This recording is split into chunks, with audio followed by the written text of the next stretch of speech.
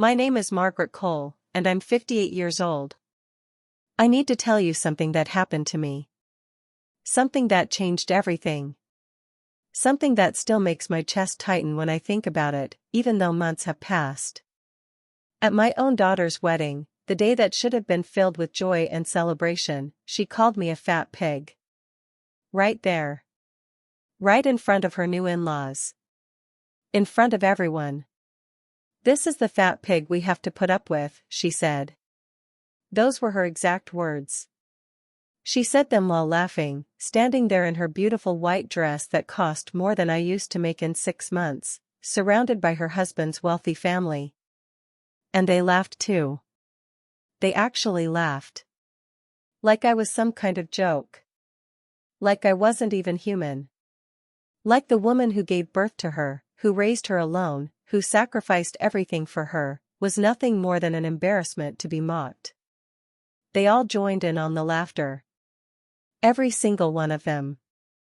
The sound of it, God, the sound of it still echoes in my head sometimes when I'm trying to sleep. Until her husband looked closer at me. Really looked at me. And I saw the exact moment when recognition dawned in his eyes. When he realized something that made all the color drain from his face. He realized I was the woman who owned his company. If you're watching this, if you're listening to my story right now, please give this a like. Subscribe to the Karen Stories channel. And tell me in the comments where you're hearing my story from. I truly want to know how far this one goes. I want to know if there are others out there who felt this kind of pain. This kind of betrayal. From the people who were supposed to love them most. That was the day everything changed. My daughter's cruelty. Her husband's shock. My secret life, all exposed in one single, devastating moment. For 10 years, I had hidden who I really was. 10 years of carefully constructed privacy. 10 years of choosing peace over prestige. But that day, the truth didn't just come out. It didn't just slip through the cracks. No. It detonated. It exploded right there in that gilded reception hall, with all those people in their expensive clothes drinking their expensive champagne, and suddenly everything I had kept separate, everything I had protected, was laid bare. And I'm still dealing with the aftermath. Let me take you back. Let me help you understand how I got here. Because this story doesn't start at the wedding. It starts years before that. It starts with a woman trying her best to raise a child alone. A woman who thought love was enough. I raised Lily by myself after her father died. Just the two of us against the world. We didn't have much, God, we really didn't have much. Our home was small. A tiny 2-bedroom house on the edge of town where the paint was always peeling and the pipes made noises in winter. I bought our clothes from thrift stores. I learned to hem pants myself because alterations cost money we didn't have. I learned to cook cheap meals that could stretch across 3 or 4 days. Pasta. Rice and beans. Casseroles made from whatever was on sale that week. But we had love. Or at least I thought we did. I really, truly believed that love was what mattered. That as long as Lily knew she was loved, nothing else mattered. Not the worn-out furniture. Not the fact that she wore hand-me-downs while other kids wore name brands. Not the fact that our car was older than she was and sometimes didn't start on cold mornings. I worked hard. I worked so hard. Multiple jobs some years. I made sure she had everything she needed for school. I helped her with homework at the kitchen table. I cheered at her school plays even when I was so exhausted I could barely keep my eyes open. I was there for every parent-teacher conference, every school event, every milestone. I thought I was doing everything right. When she got into college, I was so proud. So incredibly proud. She was going to have opportunities one never had. She was going to make something of herself. And she did. She graduated with honors. Got a good job. Started building a career. And then she met Daniel. Daniel. The son of a business tycoon. The heir to a fortune I couldn't even comprehend. The golden boy who'd never wanted for anything in his entire life. The moment she got engaged to him, everything about her changed. Everything. It was like watching my daughter disappear and someone else take her place. Someone I didn't recognize. Someone cold. Someone cruel. She stopped visiting. Just stopped. The phone calls became less frequent. Then rare. Then almost non-existent. When she did call, the conversations were short. Perfunctory. Like she was checking something off a to-do list. Call mother. Done. Next task. She stopped calling me mom. Did you hear that? My own daughter stopped using the word mom. Instead, she called me Margaret. Like I was an acquaintance. Like I was an employee. Like I was someone she barely knew instead of the woman who had given her life, who had raised her, who had sacrificed everything so she could have a chance at a better future. Margaret. She said it so casually, like it was nothing. Like it didn't stab me in the heart every single time. I tried to talk to her about it. I really did. I asked her if something was wrong. If I had done something to upset her. She brushed me off. Said I was being dramatic. Said I was making a big deal out of nothing. Said I needed to understand that she was busy, that she had a new life now, that things were different. Things were different. She was right about that. The woman I raised would never have treated anyone the way she started treating me. The girl who used to curl up next to me on the couch, who used to tell me everything, who used to say I was her best friend, that girl was gone. And then came the wedding. Oh God, the wedding. I knew it was going to be difficult. I knew I was going to feel out of place. But I didn't realize just how bad it would be. I couldn't have prepared myself for what was coming. The venue was extraordinary. I mean truly extraordinary. It was one of those places you see in magazines, the kind of place where every detail costs more than most people make in a year. Crystal chandeliers hanging from vaulted ceilings. Flower arrangements that probably cost more than my car. Tables set with china so delicate it looked like it might shatter if you breathed on it too hard. Everything was cream and gold and white, everything pristine and perfect and expensive. I felt wrong the moment I walked in. Completely, utterly wrong. Like I had accidentally wandered into a museum where I didn't belong. Where I was going to break something just by existing. I had tried. I really tried to dress appropriately. I bought a new dress, well, new to me. From a consignment shop, but it was a nice dress. A nice dark blue dress that fits well. I did my hair. I wore my best shoes. I thought I looked presentable. But the moment I saw the other guests, I knew I had failed. The women were dripping in jewelry. Real jewelry. Diamonds that caught the light. Designer gowns that probably cost more than I used to make in a year. Hair done by professional stylists. Makeup applied by experts. They moved with this confidence, this assurance that they belonged in spaces like this. And there I was. Margaret Cole. In my consignment shop dress and my drugstore makeup. Clutching my simple purse like a lifeline. The class difference was visible. Painfully visible. People looked at me and I could see the questions in their eyes. Who is she? Why is she here? Is she lost? I tried to stay in the background. I tried to be invisible. I sat quietly during the ceremony, tears streaming down my face as I watched my daughter marry this man, because despite everything, despite the hurt and the distance, she was still my daughter. She was still my little girl. And I still loved her. I hoped that maybe, just maybe, this day would bring us back together somehow. That the weight of the moment would remind her of what really mattered. That she would look at me and remember all the years we had, all the love we shared. I was a fool. The reception was well underway when it happened. When my world shattered completely. I was standing near the edge of the room, trying to be unobtrusive, trying not to draw attention to myself. I had a glass of champagne in my hand that I hadn't touched because my stomach was in knots. I was watching Lily dance with Daniel, watching her smile, and I was trying to convince myself that her happiness was enough. That even if she didn't love me the way she used to, even if she had pushed me away, at least she was happy. Then she saw me. Our eyes met across the room. And instead of the warmth I desperately hoped for, I saw something else. Something that made my blood run cold. Calculation.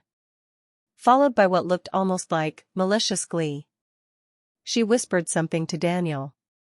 He nodded. And then they walked toward me, and I thought, God, I actually thought for a moment that she was coming to include me. To introduce me properly to her new family. To maybe, finally, bridge the gap that had grown between us. They reached me, and Lily's smile was bright. Too bright. False. Everyone, she called out, her voice carrying across the immediate area. People turned to look. Everyone, I want you to meet someone. This is my mother. My heart leaped. Maybe this was it. Maybe. The fat pig we have to put up with. The words hit me like a physical blow. I actually felt the air leave my lungs. I stood there, frozen, unable to process what I had just heard. Unable to believe that those words had come from my daughter's mouth. She was laughing. Actually laughing. Like she had just told the funniest joke in the world. And then, God help me, the people around us started laughing too. Daniel's family. His parents. His aunts and uncles. His cousins. These people I had never met, who knew nothing about me, nothing about my life, nothing about what I had sacrificed, they were laughing at me. At me. At my body. At my appearance. At the fact that I didn't belong in their world. The sound of that laughter is something I will never forget. It wrapped around me like barbed wire. It filled my ears and my head and my chest until I thought I might suffocate from it. I saw the looks on their faces. The smirks. The raised eyebrows. The way they looked at each other with this shared understanding, this mutual agreement that yes, she was right, I was something to be mocked. Whispering started immediately. I could hear fragments of it. Can you believe? How embarrassing. Poor Daniel, having to. No wonder she. My heart cracked. It actually cracked. I felt it break apart inside my chest. The pain was physical. Real. Overwhelming. This was my daughter. My daughter. The baby I had held in my arms. The toddler who used to bring me dandelions and call them flowers. The little girl who used to climb into my bed during thunderstorms. The teenager I had stayed up late with, talking about her dreams and fears. The young woman I had been so proud of. And she had just called me a fat pig in front of a room full of strangers. But here's the thing. Here's what none of them expected. I kept my composure. Years of struggling, years of facing hardship, years of holding everything together when it felt like the world was trying to tear me apart, all of that had taught me how to keep my face neutral even when I was dying inside. So I stood there. I didn't cry. I didn't lash out. I didn't give them the satisfaction of seeing me crumble. I just stood there, looking at my daughter, this woman I no longer recognized, and I felt something shift inside me. Something fundamental. The love was still there, you don't stop loving your child, but something else was there too now. A clarity. A cold, hard understanding of who she had become. And then I saw Daniel's expression change. The laughter was still echoing in the air when he suddenly went very still. His eyes widened. The smile dropped from his face like someone had physically wiped it away. He was staring at me with this look of dawning horror, and I watched as his mind made the connection his wife apparently hadn't. "Wait," he said, and his voice cut through the laughter, silencing it immediately. "Wait. Aren't you Margaret Cole? From Cole Innovations?" The laughter stopped instantly. Completely. Like someone had flipped a switch. The silence that followed was deafening. You see, there was something nobody knew. Something I had kept hidden for years. Something not even Lily knew, even though it had paid for her education, her clothes, her food, her entire life. I was rich. Not just comfortable. Not just well off. Rich. Wealthy beyond what most people would ever see in their lifetimes. And the company Daniel's family had bought last year? The one they were so proud of acquiring? The one that had made them even wealthier than they already were? That was mine. Let me explain. Let me take you back again, because this part is important. This part is the foundation of everything. My late husband, Lily's father, he was brilliant. Absolutely brilliant. He had this mind that saw connections other people missed. He was an inventor, a creator, a dreamer. And about 25 years ago, he came up with something. A process. A piece of technology. Something that seemed small at the time but turned out to be revolutionary. We started a company together. Just the two of us, working out of our garage. We called it Cole Innovations. We poured everything we had into it. Every spare dollar. Every spare minute. We believed in it. We believed in each other. And then he died. He died when Lily was 8 years old. A heart attack. Sudden. Devastating. One day he was here, and the next he was gone, and I was left alone with a child to raise and a company that was just starting to take off. I could have sold it then. I could have taken whatever money I could get and walked away. But I didn't. I kept it going. I learned the parts of the business I didn't know. I hired good people. I made smart decisions. And the company grew. It grew beyond what we had ever imagined. Within 5 years, we held patents that major corporations needed. Within 10 years, we were an industry leader. The money started coming in. Real money. The kind of money that changes everything. But here's what I did with that money: I hid it. Not illegally. I didn't do anything wrong. But I was careful. So careful. I kept my personal life completely separate from my business life. At work, I was Margaret Cole, CEO. At home, I was just Margaret, a single mom doing her best. I lived modestly. Deliberately. I kept the same small house. I kept shopping at thrift stores. I kept driving my old car. Because I had watched what money did to people. I had seen how it changed them. How it corrupted them. How it made them think they were better than everyone else. I didn't want that for Lily. I didn't want her to grow up entitled and spoiled. I wanted her to understand the value of hard work. The value of humility. The value of treating people with kindness regardless of how much money they had. So I kept the wealth hidden. I put money away for her education, but I made her work for her spending money. I made sure she understood that nothing was handed to you in life. That you had to earn what you got. When she went to college, I paid for it. But I told her I had taken out loans. That we were scraping by.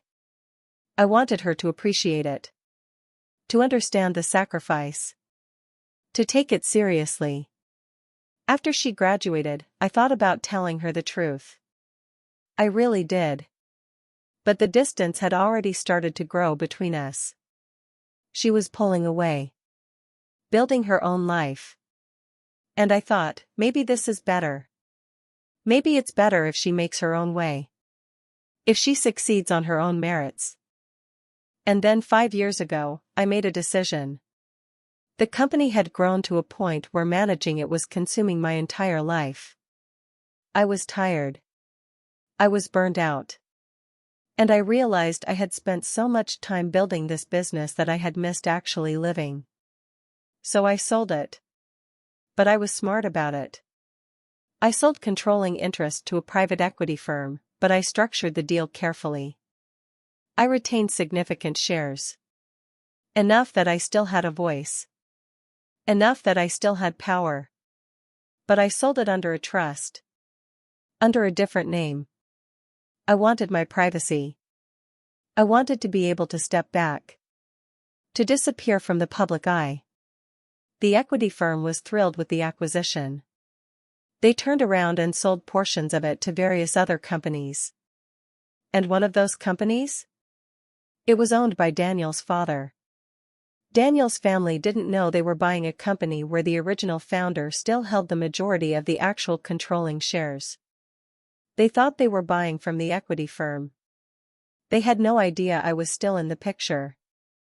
And I never told anyone. Not even Lily. Especially not Lily. I had no need for diamonds. No need for designer clothes or fancy cars or grand gestures. My peace was my fortune. My privacy was my luxury. I could live however I wanted, and I chose to live simply. Quietly. Without fanfare. I spent my days reading. Gardening. Volunteering at the local animal shelter. Taking long walks. Enjoying the simple pleasures that money couldn't buy. Or rather, that money finally gave me the freedom to enjoy without the constant stress of financial worry. I was happy. Truly happy. For the first time in years, I felt like I could breathe. But I never told Lily any of this. And as we grew further apart, as she pulled away from me, as she became this person I didn't recognize, I told myself it was better this way. That she didn't need to know. That it would only complicate things. I told myself a lot of lies, looking back on it now. So there we were. At the wedding. In front of all these people. With my daughter's cruel words still hanging in the air.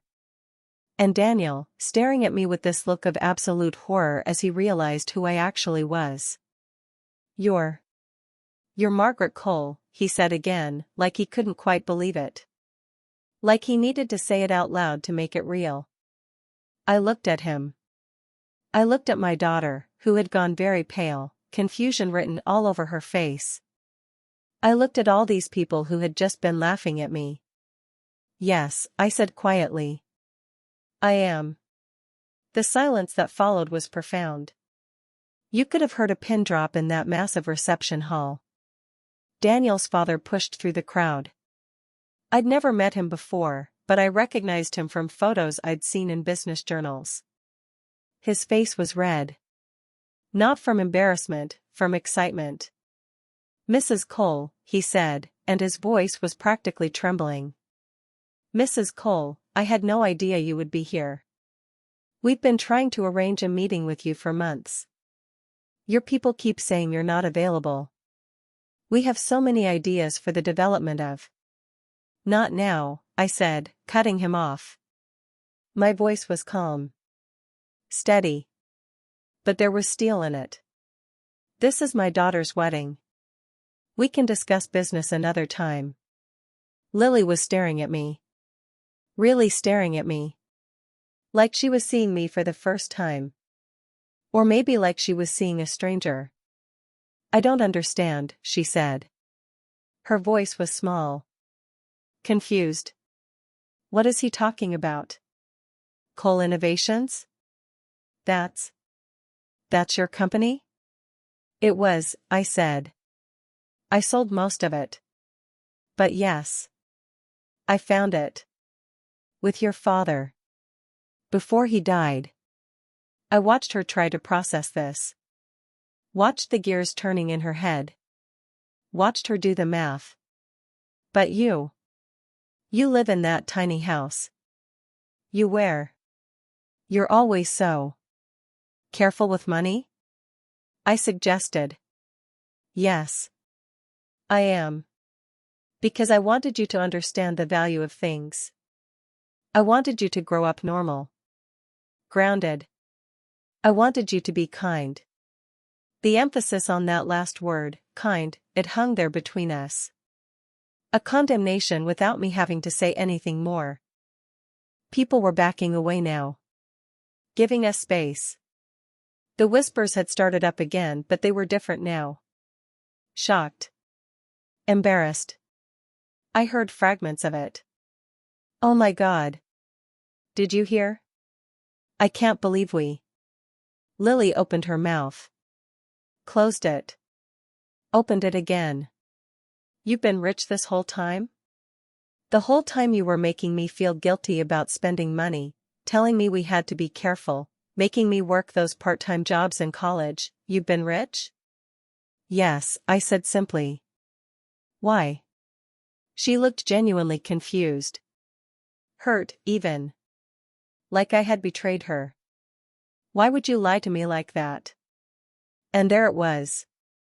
The fundamental disconnect. She thought I had lied to her. She thought I had done something wrong. She couldn't see, or didn't want to see, that everything I had done for her. To protect her. To give her something more valuable than money. But standing there, looking at her, at the woman she had become, I realized I had failed anyway. All my careful planning. All my intentional choices. All my sacrifices. They hadn't worked. She had become exactly the kind of person I had tried to prevent. I need some air, I said. And I walked away.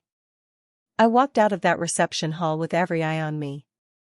I walked through those massive doors and out into the cool evening air, and I stood there on the steps, shaking.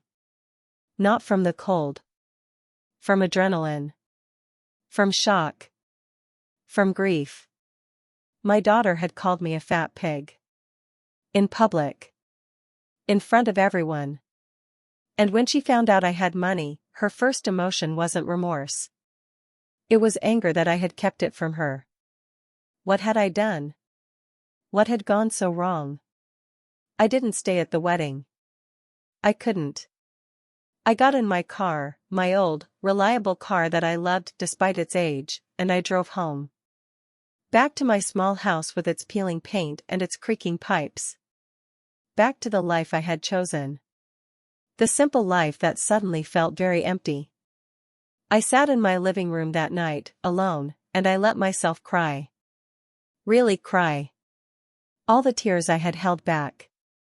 All the pain I had suppressed.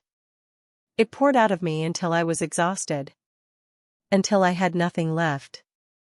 And then my phone rang. It was Lily.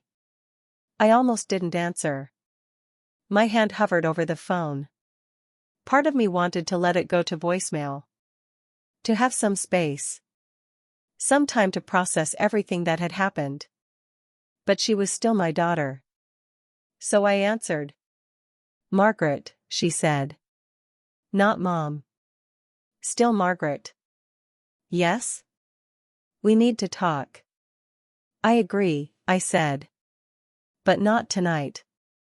Tonight I need to be alone. No, she said, and there was something in her voice. Something sharp. Demanding. We need to talk now. You owe me an explanation. I owed her an explanation. Those words. After what she had done. After what she had said. I owed her. Lily, I said carefully. I think you need to take some time to think about what happened tonight. What you said.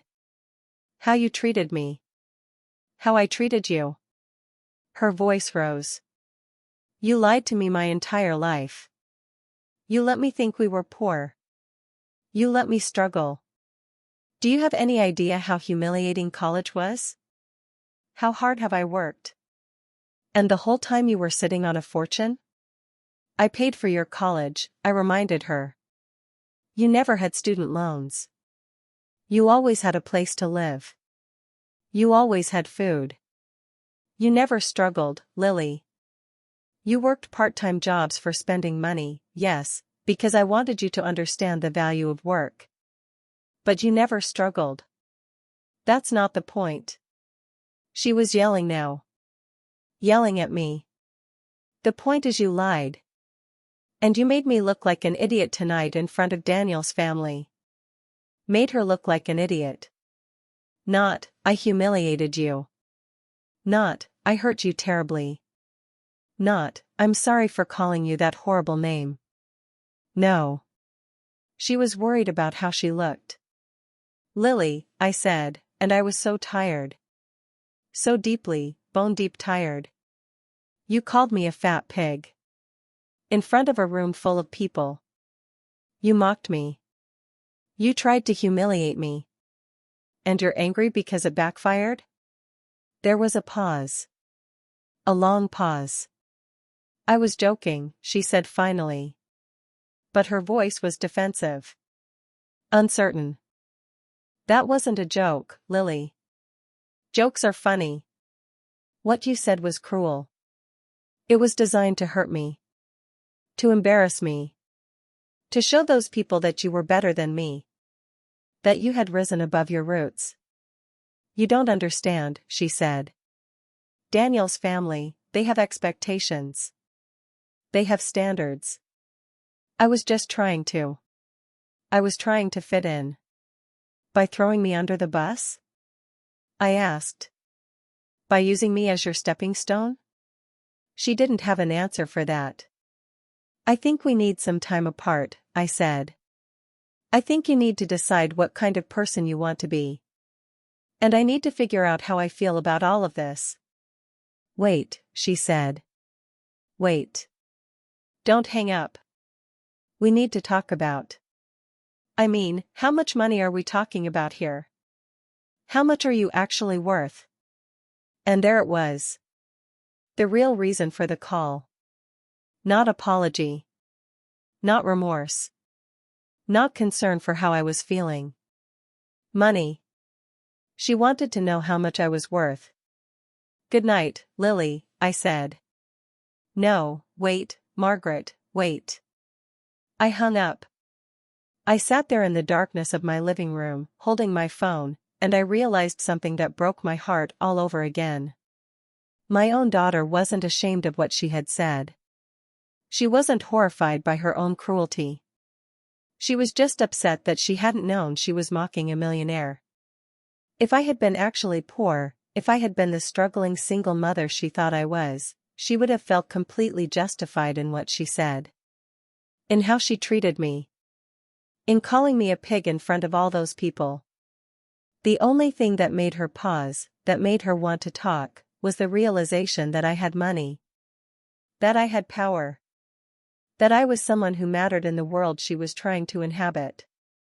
I wasn't worth loving because I was her mother. I was worth attention because I was wealthy. That realization, it hurt worse than the initial insult. It hurt worse than anything. The next few weeks were strange. Surreal. Lily called repeatedly. I didn't answer. She left voicemails. Long, rambling voicemails that started with half-hearted apologies and inevitably turned into questions about my money.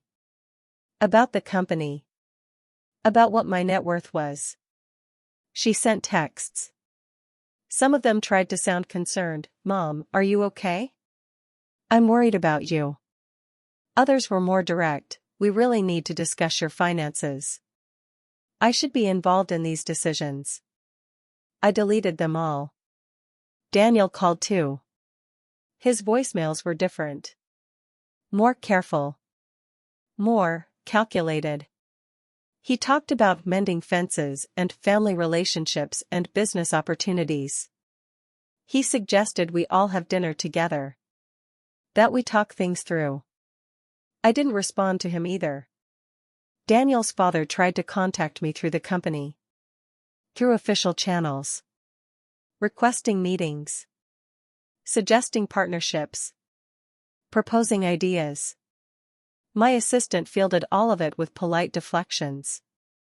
And through it all, I sat in my small house, and I tried to figure out how I felt. What I wanted. What came next? I was angry. God, I was so angry. Angry at Lily for what she'd said. For what she'd become. Angry at myself for not seeing it sooner. For not addressing it when the signs first appeared. For thinking that hiding my wealth would somehow protect her from becoming someone who valued money over people. But I was also sad. Deeply, profoundly sad. Because I had lost my daughter. Not to death, which would have been easier in some ways. I had lost her to greed. To ambition. To a world that valued wealth and status over kindness and decency. The daughter I had raised, the one I thought I had raised, was gone. And I didn't know if she had ever really existed at all, or if I had just been seeing what I wanted to see all along. 3 weeks after the wedding, Lily showed up at my house. I was in the garden, weeding my vegetable beds, when I heard her car pull up. I knew it was her before I even looked. She drove a new BMW now. Daniel's gift to her. The engine had a distinctive sound. I didn't get up. I kept weeding. Kept my hands in the soil. Kept focused on the simple, honest work in front of me. I heard her car door slam. Heard her footsteps on the path. Heard her stop when she saw me kneeling there in the dirt, wearing my old gardening clothes, doing manual labor like I always had. "Margaret," she said. "Lily. Can we talk? I'm busy. Please." There was something different in her voice. Something that made me finally look up at her. She looked tired. Her makeup couldn't quite hide the dark circles under her eyes. Her clothes were expensive, designer everything, but she looked diminished somehow. Smaller. 5 minutes, I said. She sat down on the garden bench. That same bench where she used to sit and talk to me after school, telling me about her day. The irony of it wasn't lost on either of us. "I'm sorry," she said. I kept weeding. Waiting. "I'm sorry for what I said. At the wedding. It was cruel. It was unforgivable. I don't know why I said it." "Yes, you do," I said calmly. "You said it because you were ashamed of me. Because I didn't fit into your new life. Because Daniel's family is wealthy and sophisticated and I'm not. You said it because you thought it would make you look better to them." She flinched. "That's not." "It's exactly that," I interrupted. "Let's be honest, Lily. For once in these past few weeks, let's be completely honest with each other." She was quiet for a moment. Then, "Okay. Yes. You're right. That's exactly why I said it. And I'm ashamed of that now." "Now," I repeated. "Now that you know I'm not actually poor. Now that you know I have money and power and connections. That's when you're ashamed. That's not fair." I stopped weeding. I looked up at her. "Isn't it? You've called me 5 dozen times in the past 3 weeks. Every single voicemail, every single text, they all eventually circle back to questions about money. About how much I have. About what I own. About what you think you're entitled to." Her face flushed. "I'm your daughter. Don't I have a right to know?" "You're my daughter," I agreed. "And you called me a fat pig. In public. In front of everyone. You used me as a punchline for a joke that wasn't funny. You tried to humiliate me to elevate yourself. So tell me, Lily, why exactly would I want to share anything with you right now?" She looked down at her hands. Those perfectly manicured hands that had never done a day of hard work in their life. "I made a mistake." "You made a choice," I corrected. A deliberate, calculated choice to be cruel. And the only reason you regret it is because it didn't work out the way you planned. That's not true, she said, but her voice was weak. Uncertain. Then tell me something, I said. If I had been poor, really poor, the way you thought I was, would you be here right now? Would you have called? Would you have apologized? Or would you have just written me off? Cut me out of your life completely because I was an embarrassment? She didn't answer. Couldn't answer. Because we both knew the truth. I need to get back to my garden, I said, turning back to my weeds. I'm trying here, she said. Her voice cracked. I'm trying to apologize. To make things right. Are you? I asked without looking at her. Or are you trying to get access to my money? I'm your daughter, she said again. That should mean something. It does mean something, I said. It means I loved you enough to raise you alone. To work multiple jobs to support you. To make sure you had everything you needed. To pay for your education. To give you every opportunity. It means I loved you enough to hide my wealth so you would grow up valuing the right things. But apparently, I failed at that last part. You didn't fail, she said quietly. I did. I looked at her again. Really looked at her. And for just a moment, I saw a flicker of the daughter I used to know. The real Lily. The one buried under all the designer clothes and the fake sophistication and the desperate need to fit into a world that would never truly accept her. Then prove it, I said. Show me that you understand what you did wrong. Show me that you can be the person I raised you to be. But until then, I need space. I need time. And I need you to stop calling me about money. She stood up slowly. Nodded. Her eyes were wet, but she didn't cry. Okay. I understand. She walked back to her car. Got in. But before she drove away, she rolled down the window. I really am sorry, she said. For whatever that's worth. I didn't respond. I just watched her drive away, and then I went back to my weeding. But Lily and Daniel didn't give up. They couldn't. Because it wasn't really about apologies or family reconciliation. It was about something else entirely. 2 weeks later, I got a formal invitation. Embossed cardstock. Elegant script. Requesting my presence at dinner at Daniel's family estate to discuss business opportunities and family relationships. I almost threw it away. Almost. But something made me accept. Maybe curiosity. Maybe a desire for closure. Maybe just the need to see this through to whatever end it was heading toward. The estate was impressive. Sprawling grounds.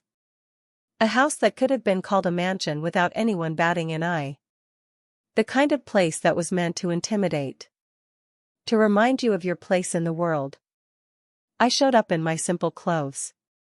A nice blouse and slacks. Nothing fancy. Nothing designed to impress. I was done trying to be something I wasn't. And I was certainly done trying to fit into their world. Daniel's parents greeted me at the door. All smiles now. All warmth and enthusiasm. Such a far cry from the laughter at the wedding. From the sneers and the whispers. Mrs. Cole, Daniel's father said, shaking my hand vigorously. Such an honor to have you here. We've been hoping to connect with you for so long. Have you? I said. It wasn't a question. His mother, a woman who had laughed along with everyone else when Lily called me a fat pig, was practically fawning. Please, come in. We have so much to discuss. Daniel and Lily are already in the dining room. They led me through their ostentatious house. Every room was designed to show off wealth. Artwork that was clearly expensive but somehow soulless. Furniture that looked uncomfortable but costly. Everything was for show. Nothing was for living. The dining room was set for an intimate dinner. 5 place settings. Crystal glasses. More silverware than any reasonable meal required. Lily and Daniel were already seated, and they both stood when I entered. Lily looked nervous. Daniel looked calculating. I could see the businessman in him now. The negotiator. The strategist. This wasn't a family dinner. This was a business meeting disguised as one. Mother, Lily said. Back to mother now. Not Margaret. Interesting how that changed when she wanted something. Lily, I replied evenly. We all sat. Servers appeared immediately with the first course. Some kind of fancy soup that probably had a French name. I ate mechanically, waiting for the real purpose of this evening to reveal itself. Daniel's father cleared his throat. Mrs. Cole, may I call you Margaret? You may, I said. Margaret, we wanted to bring you here tonight to discuss the future. Both the future of our family, now that our children are married, and the future of Cole Innovations. There it was.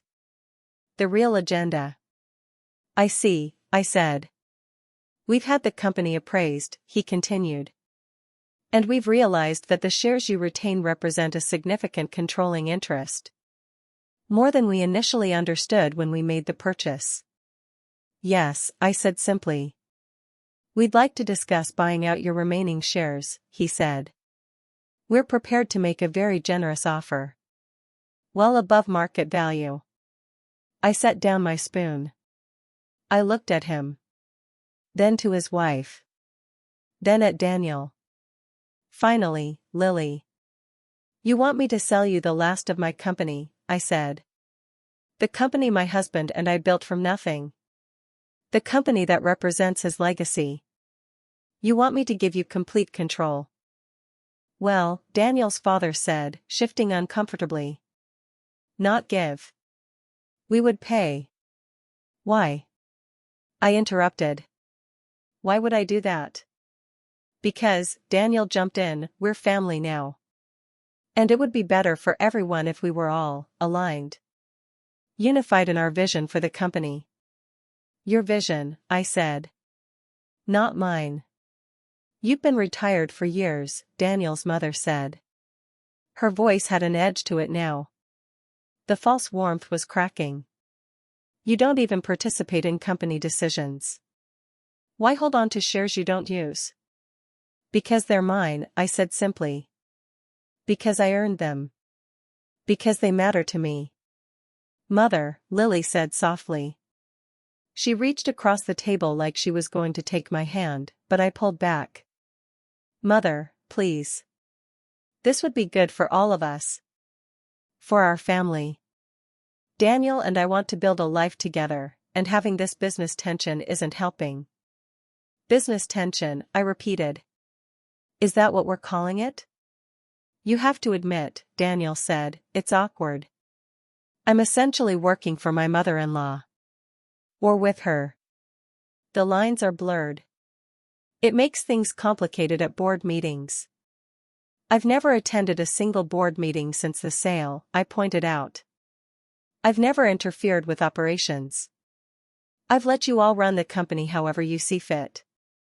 But you could, Daniel's father said. That's the point. You have the power to override decisions. To change direction. That kind of uncertainty, it's not good for business. I sat back in my chair. I looked at all of them. At their expensive clothes and their practiced smiles and their thinly veiled demands. I see, I said. So this dinner, it's not about apologies. It's not about healing family relationships. It's about you wanting complete control of something you don't fully own.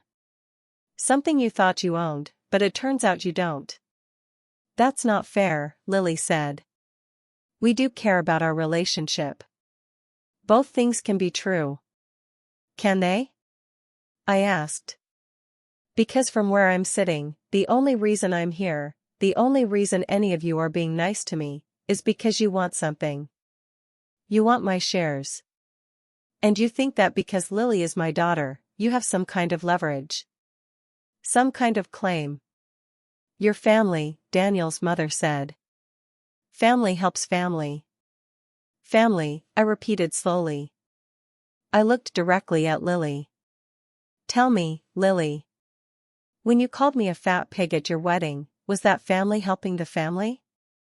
When you laughed while your in-laws mocked me, was that family? She flushed red. Looked down at her plate. That was a mistake, Daniel said quickly. She apologized. We've all apologized. Can't we move past it? You all apologized, I said. That's interesting. Because I don't recall Daniel's parents apologizing. I don't recall hearing sorry from either of you for laughing along. For joining in the humiliation. Daniel's mother's lips thinned. That was a misunderstanding.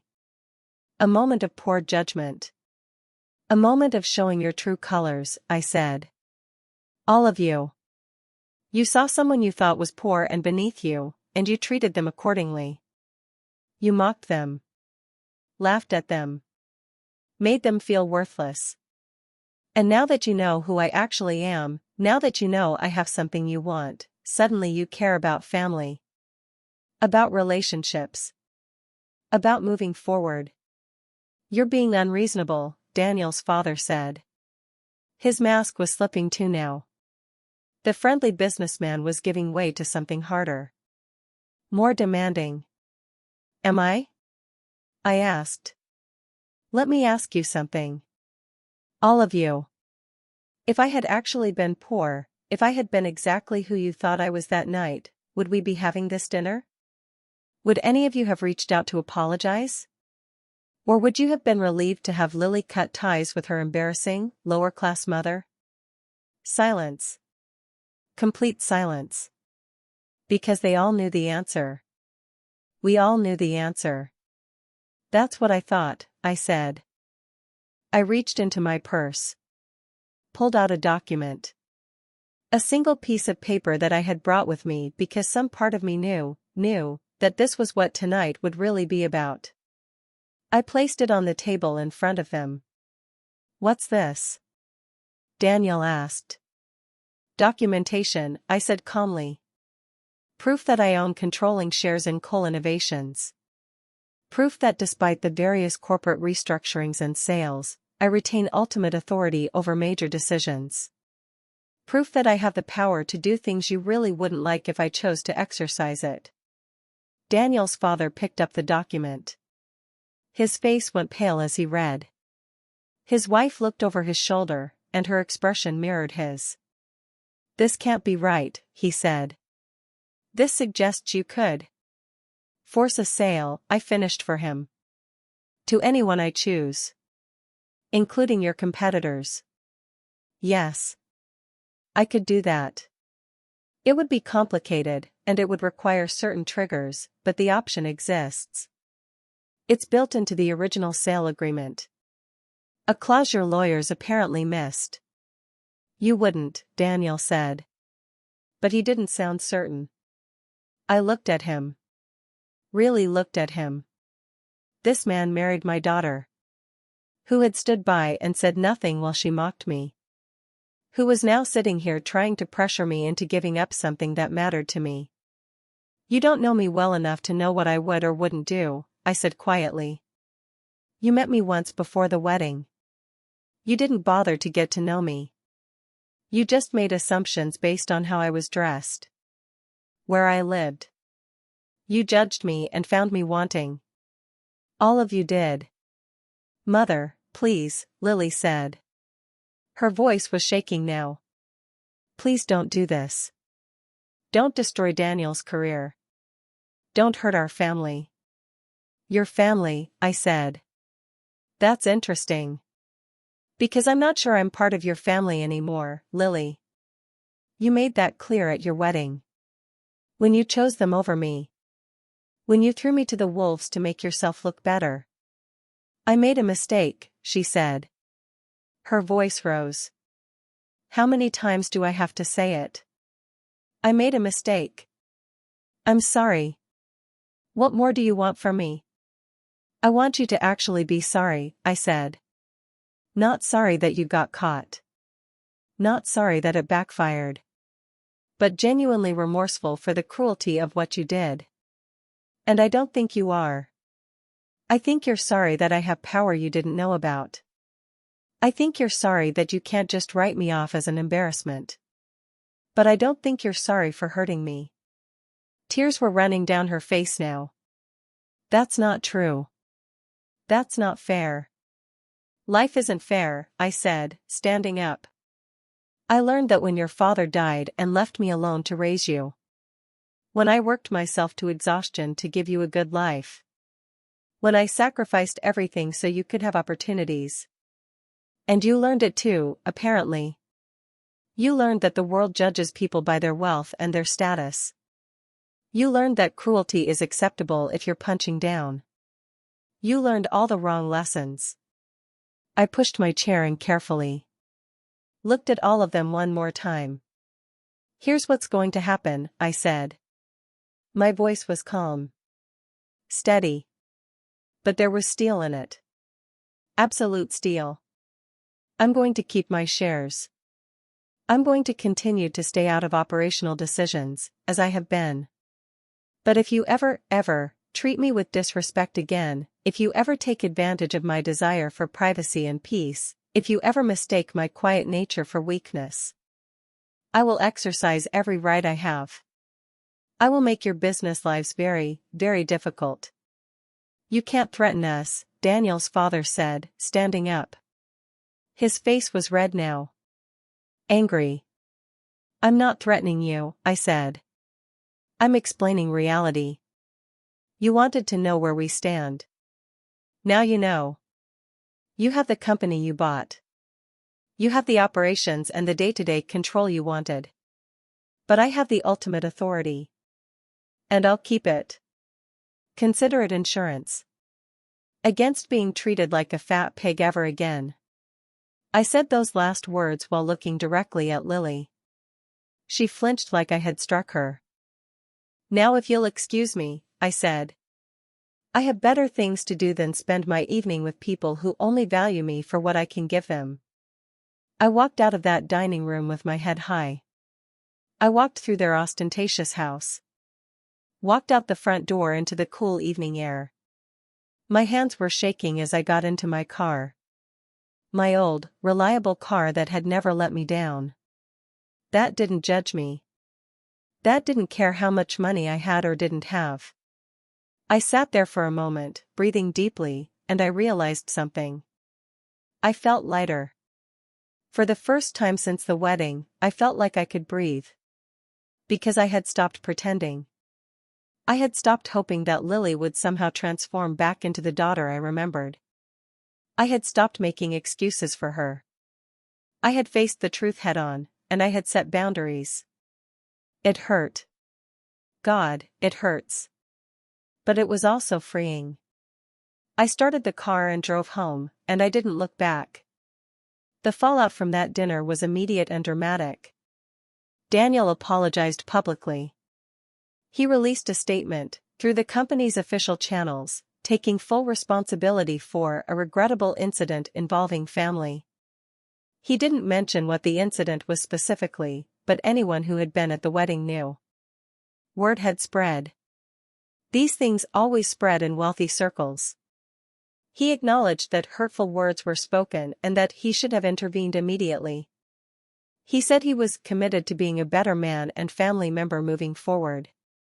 It was a good apology, as far as public relations went. Carefully worded. Hitting all the right notes. His PR team had clearly crafted every word. Whether he meant any of it, that was another question. Lily couldn't handle it. She couldn't handle the spotlight. Couldn't handle the whispers that followed her everywhere she went. Couldn't handle being known as the woman who had mocked her own mother, only to discover that mother owned her husband's company. The humiliation she had tried to inflict on me had boomeranged back onto her 100-fold. Because at least when she humiliated me, I had been unknown. Anonymous. Nobody cared that much about some random woman being mocked at a wedding. But she was married to a prominent businessman. She moved in wealthy circles. People in that world loved nothing more than watching someone fall from grace. And she had fallen spectacularly. I heard through the grapevine, through my assistant, who somehow always knew everything, that Lily was struggling. That she couldn't show her face at the country club without people whispering. That dinner invitation had dried up. That Daniel's family was furious with her for creating this situation. Part of me felt vindicated. Part of me felt satisfied that she was experiencing consequences for her actions. But part of me, the part that was still a mother, despite everything, hurt for her. 3 months after that disastrous dinner, Lily called me again. I almost didn't answer. But something made me pick up. Hello? Margaret. Her voice was small. Broken. Margaret, I need to talk to you. I'm listening. I'm leaving. I'm moving abroad. To Europe. I can't. I can't stay here anymore. I see, I said. Everyone knows. Everyone is talking about me. About what I said. About what happened. I can't go anywhere without people judging me. Daniel's family blames me for everything. Daniel barely talks to me anymore. I've ruined everything. Yes, I said simply. You have. She was quiet for a moment. Then, don't you have anything else to say? Any advice? Anything? What do you want me to say, Lily? Is that okay? That it doesn't matter?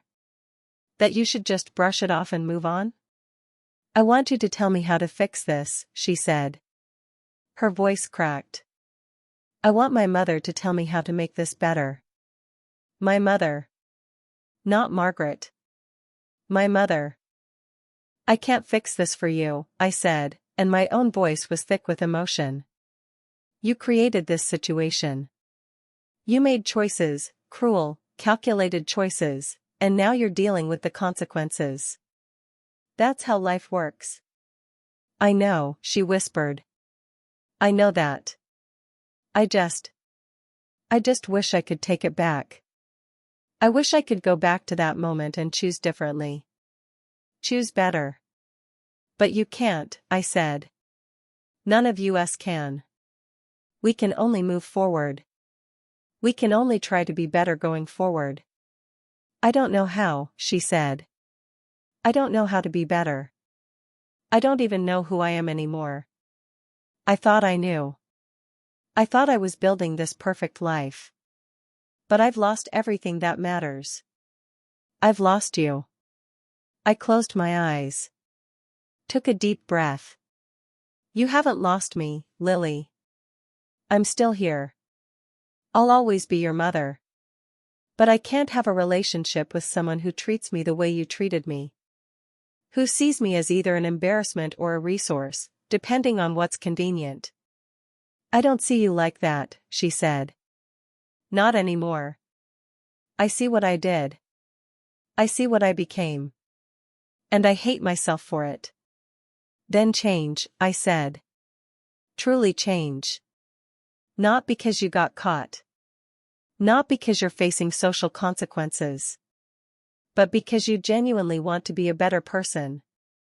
How? She asked. How do I do that? You start by examining why you said what you said. Why did you feel the need to mock me? Why did you value the approval of Daniel's family more than your relationship with me? You do the hard work of figuring out what went wrong inside you. Maybe you talk to a therapist. Maybe you take time alone to reflect. But you do the work. The real work. And if I do that, she said hesitantly. If I really change, will you forgive me? I was quiet for a long time. I don't know, I said honestly. I want to. But forgiveness isn't something you can demand or earn through a checklist. It's something that happens over time. If it happens at all. What I can tell you is that I hope you find peace. I hope you figure out who you want to be. And I hope that person is someone I can have a relationship with someday. That's not a no, she said softly. No, I agreed. It's not a no. But it's not a yes either. It's, we'll see. Time will tell. Okay, she said. Okay. I can live with that. Lily, I said. Before you go. I need you to know something. What? I love you. I've always loved you. Even when I didn't like you very much. Even when you hurt me. I love you because you're my daughter. But love doesn't mean accepting mistreatment. Love doesn't mean allowing someone to use you or hurt you repeatedly. Love sometimes means stepping back. Protecting yourself. Setting boundaries. I understand, she said. And I thought maybe, finally, she actually did. Take care of yourself, I said. Wherever you end up. You too, she said. Goodbye, Margaret. Goodbye, Lily. I hung up the phone and sat there in my quiet house, and I cried.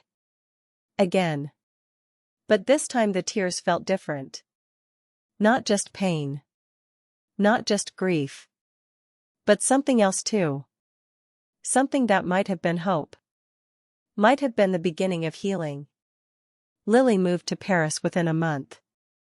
I heard she got a small apartment. Enrolled in some classes. Started working for a nonprofit. A complete departure from the life she'd been living. Daniel stayed here.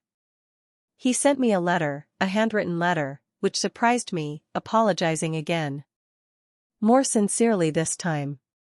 He explained that he and Lily were separated, working through their issues separately. He hoped they might reconcile eventually, but he acknowledged they both had a lot of growing to do. He didn't ask me for anything. Didn't mention the business. Just apologized and said he hoped someday I might be willing to get to know him properly. To give him a chance to show me he was more than his worst moment. I appreciated that letter more than he probably knew. Daniel's parents tried to initiate buyout discussions again through lawyers. I had my lawyers shut it down immediately. The message was clear, I wasn't selling. Not now. Maybe not ever. They'd have to learn to live with it. And me? I went back to my quiet life. My simple life. The life I had chosen. I still live in my small house with the peeling paint. I've thought about moving, about buying something nicer, but I like it here. It's home.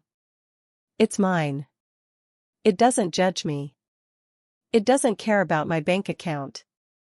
I still wear clothes from thrift stores most of the time, though now it's purely by choice. I like the hunt. The discovery. The sustainability of it. Why buy new when perfectly good clothes are being thrown away? I still drive my old car. It runs perfectly well. Why would I need something new? I volunteer at the animal shelter 3 days a week. I've fostered 17 cats and dogs in the past 6 months. Currently, I have 3 cats living with me permanently, rescues that nobody else wanted. They don't care that I'm a millionaire. They just care that I feed them and give them a warm place to sleep. I take long walks in the park. I read voraciously. I've started painting, something I never had time for before. I'm terrible at it, but I enjoy it, and that's what matters. Most people in my neighborhood know me as the lady who feeds the stray cats. Sometimes people stop to chat with me while I'm out walking. They have no idea who I am. What I own. What I'm worth. They just know me as Margaret. The quiet woman who's always friendly. Who helps carry groceries for the elderly neighbor. Who waters plants for people when they're on vacation. And that's exactly how I like it. The company continues to operate successfully. I get quarterly reports. I attend one board meeting per year, just one, to remind them I'm still here, and the rest of the time I stay out of it. Daniel's family has learned to work with the reality that I'm not going anywhere. We maintain a professional, if distant, relationship. I run my own consulting company now too. Small. Private. I help other inventors and entrepreneurs navigate the business world. Especially women. Especially people who don't come from money or connections. I use my experience to help them avoid the pitfalls I fell into. To help them protect their interests while staying true to their values. It's fulfilling in a way that running Cole Innovations never was. Because I'm not building something for myself. I'm helping others build something for themselves. 6 months after Lily moved to Paris, I received a package from her. Inside was a letter and a small watercolor painting. The painting was simple, almost childlike. It showed 2 figures sitting on a bench in a garden. A mother and daughter. The colors were soft. Gentle. Hopeful. The letter said, "Dear Mom, I'm using that word deliberately. Mom. Because that's who you are. Not Margaret. Not Mrs. Cole. Mom. I'm writing to you from a tiny apartment in the 6th arrondissement. I can see the Eiffel Tower from my window if I lean way out, which I'm not supposed to do but I do anyway. I've been seeing a therapist. 3 times a week. It's hard work. The hardest thing I've ever done. She makes me examine things I don't want to look at. Makes me face truths about myself that are uncomfortable. That hurt. We talk a lot about you. About how I treated you. About why I did it. I think I know now. I think I was so desperate to fit into Daniel's world, to prove I belonged there, that I was willing to sacrifice anything. Including you. Especially you. Because you represented where I came from. And I was so ashamed of that. Ashamed of being working class. Ashamed of not having always had money. Ashamed of not being born into wealth. So I tried to distance myself from it. From you. And in doing so, I became exactly the kind of person I should have been ashamed of. Cruel. Shallow. Materialistic. Everything you raised me not to be. The painting I sent you, I made it in an art class I'm taking. I'm not very good. But I wanted you to have it. It's supposed to be us. In your garden. Back when things were simple. When I still knew what mattered. I'm not asking you to forgive me. I'm not asking for anything, actually. I just wanted you to know that I'm trying. I'm really trying to become someone worthy of being your daughter again. I don't know if I'll succeed. But I'm going to keep trying anyway. I love you. I'm sorry. And I hope someday I'll be able to say those words to your face and have you believe them. Your daughter, Lily. I hung that painting in my living room. Right above the fireplace where I can see it every day. I wrote her back. Not a long letter. Just a short note telling her I was proud of her for doing the hard work. For being honest with herself. For trying. I told her I loved her too. We write to each other now. Once a month, like clockwork. She tells me about her life in Paris. About her therapy sessions. About the work she's doing at the nonprofit, helping refugees resettle, which seems fitting somehow. Helping people who are trying to build new lives. I tell her about my life. About the cats. About my consulting work. About the garden. Small, ordinary things that matter more than any of the grand gestures she used to value. We're building something. Slowly. Carefully. A relationship based on honesty instead of pretense. On genuine care instead of obligation or guilt. I don't know where it will lead. I don't know if she'll ever move back. If we'll ever have the kind of relationship we used to have. Probably not. You can't go back. You can only move forward. But moving forward, that's something. That's progress. That's hope. So if you're still with me, if you've listened to this whole long, painful story, let me ask you something. What would you have done? If you were in my shoes, if your own child had humiliated you publicly, mocked you, tried to use you as a stepping stone to impress people who didn't matter, what would you have done? Would you have stayed silent? Let it go? Maintained peace at the cost of your dignity? Or would you have done what I did? Revealed the truth? Reclaimed your power? Set boundaries even though it cost you your relationship with your child, at least temporarily? There's no right answer. I know that. Every situation is different. Every relationship is unique. But I'll tell you what I learned through all of this. Kindness is free. It costs nothing to be kind to people. To treat them with respect and dignity regardless of their status or appearance or bank account. That's a choice we make every day, in every interaction. But respect is earned. Real respect isn't demanded. It's not given automatically just because you have money or status or power. It's earned through your actions.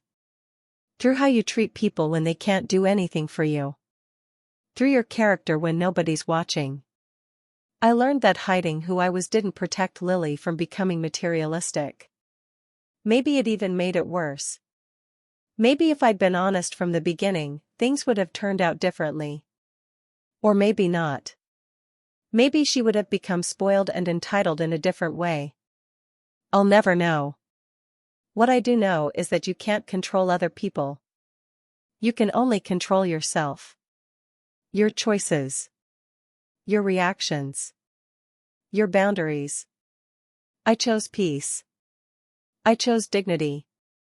I chose to set boundaries even though it hurt. Even though it cost me. And you know what? I'd make the same choice again. Because I'm worth more than being someone's punchline. I'm worth more than being valued only when I have something to offer. I'm worth more than being treated as an embarrassment. And so are you. Whatever your situation. Whoever is treating you badly. You're worth more than that. Remember that. Hold on to it. Don't let anyone, not even family, not even people you love, make you feel like you deserve to be mistreated. Thank you for staying until the end. Thank you for listening to my story. For bearing witness to my pain and my journey. If this story touched you, if it resonated with something in your own life, please like this video. Subscribe to the channel. Share it with someone who's ever been underestimated. Someone who's ever been judged. Someone who's ever been made to feel less than. And tell me in the comments, where are you hearing this from? What's your own story?